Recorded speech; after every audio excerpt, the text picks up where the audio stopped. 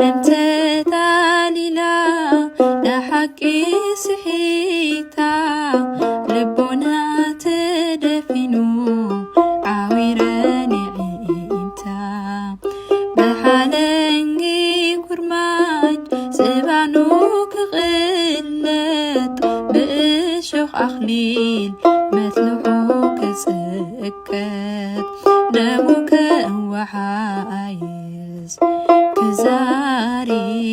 ሰላም ሂቡኒ ጠሚቱ ብፍቕሪ ደሙ ከወሓይስ ክዛሪ ሰላም ሂቡኒ ጠሚቱ ብፍቕሪ ከመይ እንታይ ኢለ ኣነ ክገልጾ መዘና ኣልቦዩ የለን ዝበልጾ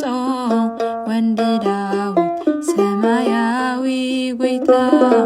ናይ ነገስታት ንጉስ ብዘይ ድርዒ ዋልታ